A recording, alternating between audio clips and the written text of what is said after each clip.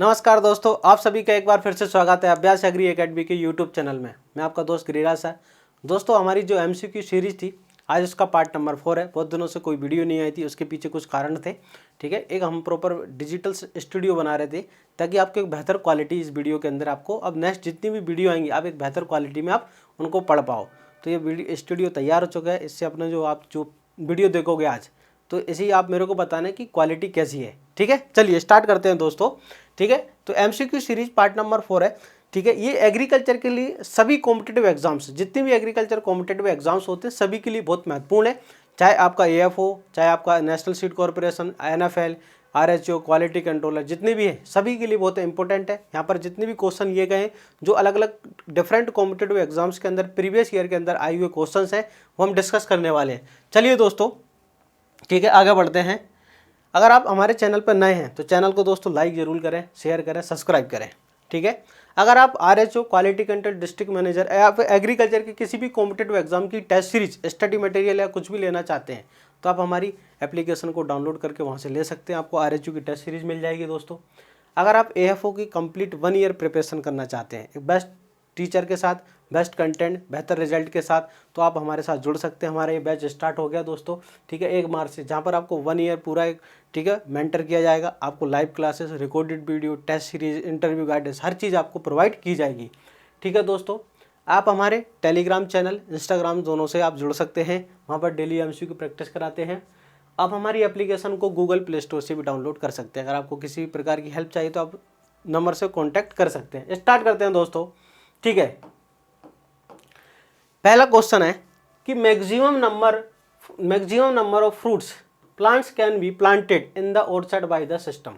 ठीक है, कि किस प्लांटिंग सिस्टम, किस ऑर्चर्ड जो होता है कि भाई बगीचे लगाने की कौन सी विधि में सबसे ज़्यादा पौधे लगाए जा सकते हैं, सबसे ज़्यादा प्लांट लगाए जा सकते हैं। तो यहाँ पर पहला ऑप्शन है दोस्तों ट्रायंगुलर सिस्टम, त्रिकोण विधि, त्रिकोण मेथड होता है। हेक्सागोनल हमारा षटकोणी होता है, फिर रेक्टेंगुलर आयताकार होता है, और इसके बाद स्क्वायर वर्गाकार। तो इन चारों में जो करेक्ट आंसर है वो हेक्सागोनल सिस्टम। इन चारों में कि हम किस विधि के अंदर, किस मेथड के अंदर सबसे ज़्यादा प्लांट लगा सकते हैं, तो सबसे ज़्यादा प्लांट किस में लगा सकते हैं हम, तो आंसर हेक्सागोनल सिस्टम के अंदर लगा सकते हैं दोस्तों। ठीक है, चलिए क्वेश्चन नंबर 2 है विच flower can be grow in all season. कि भाई कौन सा जो फ्लावर है हर सीजन के अंदर ग्रो किया जा सकता है, कौन सा फ्लावर जो है हर सीजन के अंदर ग्रो किया जा सकता है। तो आंसर मैरीगोल्ड, कॉर्नफ्लावर, ठीक है, इसके बाद क्राइसेंथेमम और है ना कैंडीटप्टस, जिसको हम चांदनी कहते हैं। तो इन चारों में से जो करेक्ट आंसर है वो मैरीगोल्ड है दोस्तों, है ना। गेंदा जो होता है उसको हम हर सीजन के अंदर क्या कर सकते हैं, आप ग्रो कर सकते हैं। चलिए आगे बढ़ते हैं दोस्तों। नेक्स्ट है which of the following is the fruit vegetable. कौन सा फ्रूट वेजिटेबल है, कौन सा फ्रूट जो है एक वेजिटेबल है। तो देखो, क्या पोटैटो वेजिटेबल तो है लेकिन फ्रूट नहीं है। पोटैटो क्या है, एक मॉडिफाइड स्टेम है, आपको मालूम है। पोटैटो क्या है, एक मॉडिफाइड स्टेम है, बिल्कुल है। चलिए स्वीट पोटैटो क्या है, आपको पता है मॉडिफाइड रूट है, क्या है, जड़ है। इसके बाद टोमेटो एक फ्रूट है। ठीक है, टोमेटो एक फ्रूट है, और इसका फ्रूट का प्रकार जो होता है दोस्तों वो क्या होता है, बेरी होता है। टमाटर का फल का प्रकार क्या होता है, बेरी होता है। ऑप्शन नंबर 4 जो होता है स्पाइनेच, पालक, ये एक प्रकार की लीफ है, ठीक है, पत्ती है। तो यहाँ पर करेक्ट आंसर क्या होगा, टमाटर। करेक्ट आंसर क्या होगा, टमाटर। चलिए नेक्स्ट है question number 4 which is a not a कौन सा ग्रोथ प्रमोटर नहीं है।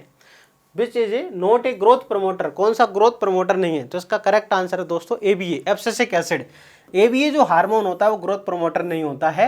ये ऑक्सिन, साइटोकाइनिन, जिब्रेलिन, ये सभी क्या होते हैं, हमारे ग्रोथ प्रमोटर होते हैं ना। ग्रोथ प्रमोटर देखो ऐसे केमिकल जो कि ग्रोथ को बढ़ाते हैं, ग्रोथ को प्रमोट मतलब बढ़ाने का काम करते हैं, उन्हें हम क्या कहते हैं, ग्रोथ प्रमोटर्स कहते हैं। जिसके अंदर साइटोकाइनिन, जिब्रेलिन, ठीक है, ऑक्सिन, ये सब आते हैं ना। बोले सर एबीए क्या है, फिर एबीए भी तो कुछ होगा। एबीए जो होता है दोस्तों ये ग्रोथ इनहिबिटर होता है। क्या होता है, growth inhibitor. ABA growth inhibitor होता है। क्या होता है, ग्रोथ इनहिबिटर। ठीक है, एबीए एब्सिसिक एसिड, ठीक है। इसके बाद इथाइलिन, इसके बाद क्या है, इथाइलिन है। इसके बाद हमारा ट्रिपल सी है ना, साइसोसिल, ये क्या होते हैं, ग्रोथ इनहिबिटर होते हैं। चलिए क्वेश्चन नंबर 5 की तरफ चलते हैं। क्वेश्चन नंबर 5 है which is a not a fruit of arid climatic condition. कि भाई कौन सा फ्रूट जो है एरिड क्लाइमेटिक कंडीशन का फ्रूट नहीं है। ठीक है, शुष्क जलवायु का फल नहीं है। क्वेश्चन ये है कि कौन सा फल जो है शुष्क जलवायु का फल नहीं है।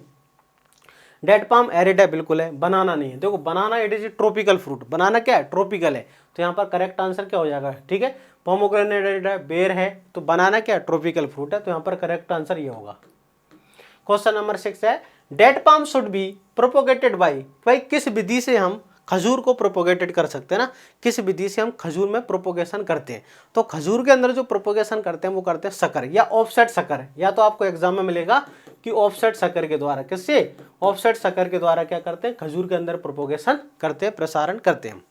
चलिए क्वेश्चन नंबर अगला है, क्वेश्चन नंबर 7 है most economic method of irrigation if orchard under water scarcity condition, कि जहाँ पर पानी की कमी होती है, जिस क्षेत्र में पानी की कमी होती है वहाँ पर जो हमारा बगीचा होता है, बगीचे के अंदर, ऑर्चार्ड के अंदर, भाई कौन सी सिंचाई की मेथड जो होते हैं वो आर्थिक रूप से ज़्यादा इंपॉर्टेंस होती है, महत्वपूर्ण होती है। तो देखो जहाँ पर पानी की कमी है तो आपको पानी की बचत करना पड़ेगी, आपको वाटर है ना यूज एफिशिएंसी को बढ़ाना होगी। सबसे बेस्ट मेथड जो होगा हमारा कौन सा होगा, तो आंसर सबसे बेस्ट मेथड ड्रिप इरीगेशन होगा। कौन सा होगा, टपका विधि, drip irrigation system. Question number 8 seedlessness in grape, कि अंगूर के अंदर जो बीज रहित कंडीशन होती है क्यों होती है। अंगूर जो होता है, ग्रेप जो होता है सीडलेस होता है, क्यों होता है, इसके पीछे कारण होता है दोस्तों एम्ब्रो अबॉर्शन। हो सकता है आपके दिमाग में सर पार्थेनोकार्पी क्यों नहीं, यस पार्थेनोकार्पी है, लेकिन पार्थेनोकार्पी के एक स्पेशल टाइप होता है स्टर्नोस्पर्मोकार्पी, है ना, कौन सा, स्टर्नोस्पर्मोकार्पी, स्टर्नोस्पर्मोकार्पी, ठीक है।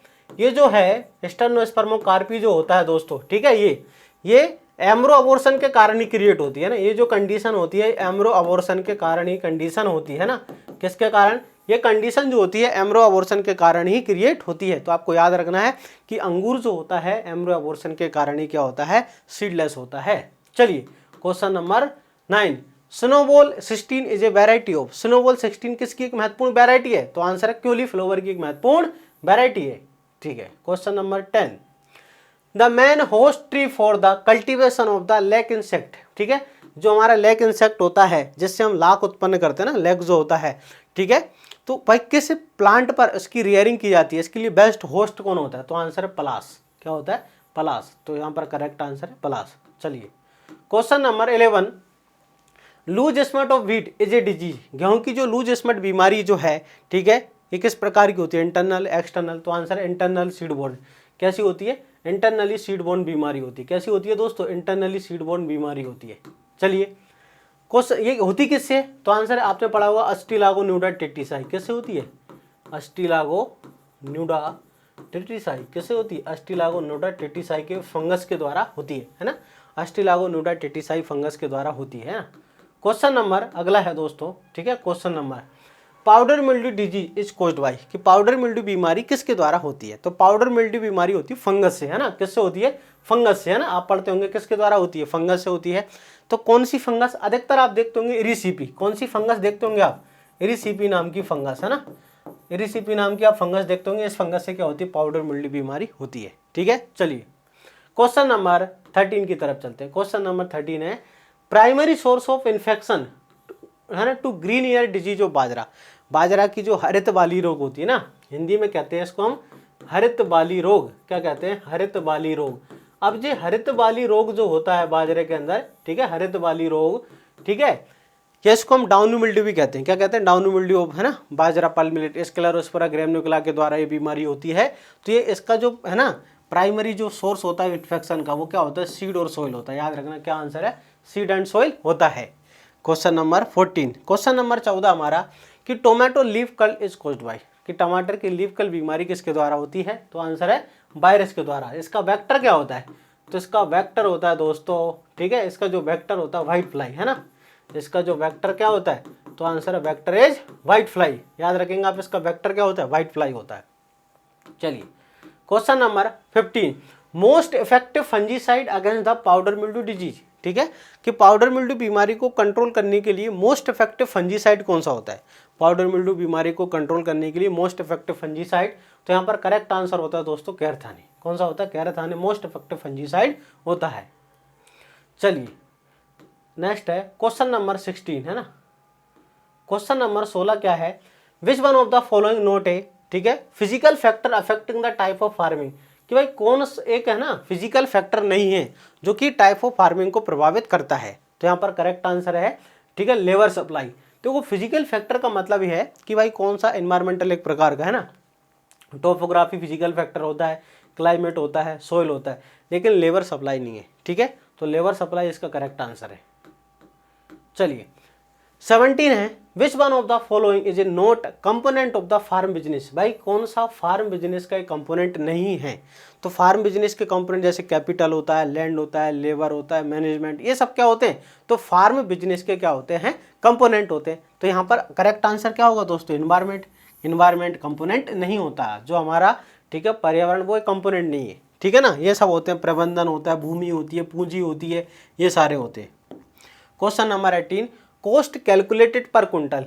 जो हम एक है ना, एक कुंटल पर जो भी हमारी लागत लगती है, एक कुंटल उत्पादन पर जो हमारी लागत लगती है पर कुंटल, उसे हम क्या कहते हैं, उसे हम कॉस्ट ऑफ प्रोडक्शन कहते हैं दोस्तों। क्या कहते हैं, ठीक है, उत्पादन की लागत, कॉस्ट ऑफ प्रोडक्शन कहते हैं।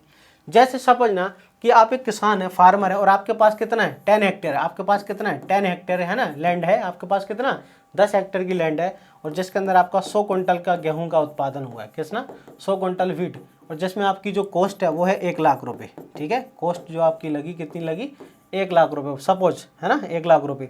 तो आपको बताने की है ना, एक कुंटल पर आपका जो है, एक कुंटल पर कितना, तो आप क्या करोगे कि सर 1 लाख रुपए जो है, ठीक है, कितने पर हैं, तो आंसर है 100 पर, तो आपका एक जीरो से काट दोगे।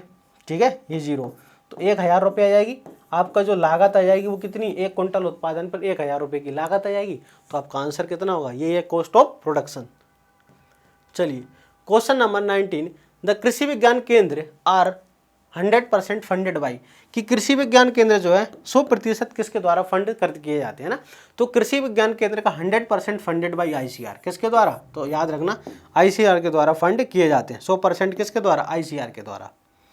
चलिए, the effective extension method to improve the farmers about a particular recommended practice for a specific area, कि वह एक्सटेंशन की कौन सी विधि है जिस विधि के अंदर हम किसी एक विशेष क्षेत्र के किसानों को किसी एक रिकमेंडेड विधि के बारे में बताते हैं।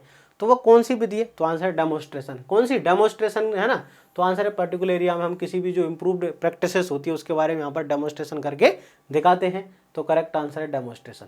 ठीक है दोस्तों, नेक्स्ट है, which one of the following not a method of the group communication, कि भाई कौन सा एक ग्रुप कम्युनिकेशन का विधि नहीं है। तो ग्रुप कम्युनिकेशन भाई मोर देन 30 होते हैं, आपको मालूम है। ठीक है, तो यहाँ पर कॉन्फ्रेंस है, नेशनल डेमोस्ट्रेशन है, ठीक है, फील्ड ट्रिप्स है, लेकिन फार्म एंड होम विजिट नहीं है। ये क्या होती है, इंडिविजुअल कॉन्टैक्ट। ये क्या है, तो आंसर है इंडिविजुअल कॉन्टैक्ट मेथड होता है ना, इंडिविजुअल कॉन्टैक्ट मेथड इसका करेक्ट आंसर है, ये होती है। चलिए क्वेश्चन नंबर 22 की तरफ चलते हैं। क्वेश्चन नंबर 22 है, dumping off disease of seedling is mainly caused by the, है ना, डंपिंग ऑफ बीमारी जो होती है वो मेनली किसके द्वारा होती है ना। तो damping off disease mainly caused by due to the, ठीक है, किससे होती है, पाइथियम, आपको मालूम है किस फंगस से, पाइथियम से, पाइथियम एफेनेडर्मेटम, आपने पढ़ा होगा, डंपिंग ऑफ पपाया, पाइथियम एफेनेडर्मेटम नाम की फंगस से होती है। ठीक है, म्यूकर, म्यूकर से तो आपको पता है, म्यूकर राइजोपस हमारी है ना, ब्रेड मोल्ड फंगस होती है। पक्सीनिया से रस्ट होती है, आपको मालूम है क्या होती है, रस्ट होती है। अस्टिलागो से आपको मालूम है लूज स्मट होती है, क्या होती है, लूज स्मट, या स्मट आप कह सकते हो। चलिए क्वेश्चन नंबर 23 है, लेट ब्लाइट ऑफ पोटैटो, ठीक है, late blight of potato phytophthora infestans के द्वारा, है ना। इस बीमारी के कारण क्या आया था, आयरलैंड का काल, है ना, फेमाइन ऑफ आयरलैंड। ठीक है, फेमाइन ऑफ आयरलैंड, इस बीमारी के कारण क्या आया था, फेमाइन ऑफ आयरलैंड आया था 1845 के अंदर। ठीक है, 1845 के अंदर फेमाइन ऑफ आयरलैंड आया था। स्क्लेरोस्परा ग्रैम्निकुला, डाउनी मिल्ड्यू ऑफ ग्रेप्स होती है। Alternaria Solani, early blight of potato है। ठीक है, अर्ली ब्लाइट ऑफ पोटैटो क्या है, अर्ली ब्लाइट ऑफ पोटैटो। ठीक है, अर्ली ब्लाइट ऑफ पोटैटो नाम की बीमारी होती है। ठीक है, कोलेटोट्राइकम फाल्केटम, कोलेटोट्राइकम फाल्केटम जो होती है, red rot of sugarcane. ठीक है, red rot of sugarcane, ये बीमारी है ना, red rot of sugarcane. चलिए अगला है, root knot disease of brinjal, brinjal की रूट नोड बीमारी किससे होती है, तो आंसर है नेमाटोड के द्वारा होती है। किससे होती है, नेमाटोड से।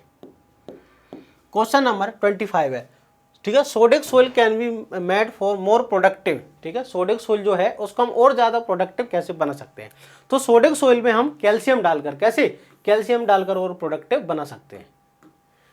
विच one of the following element is a no, है ना, इज ए माइक्रो न्यूट्रेंट, भाई कौन सा माइक्रो न्यूट्रेंट है, तो बोरोन एक माइक्रो न्यूट्रेंट होता है, एनपीके है ना भाई, नाइट्रोजन, फॉस्फोरस, मैग्नीशियम, ये सब क्या होते हैं, हमारे मैक्रो होते हैं। कैसे होते हैं, मैक्रो, ठीक है ना। चलिए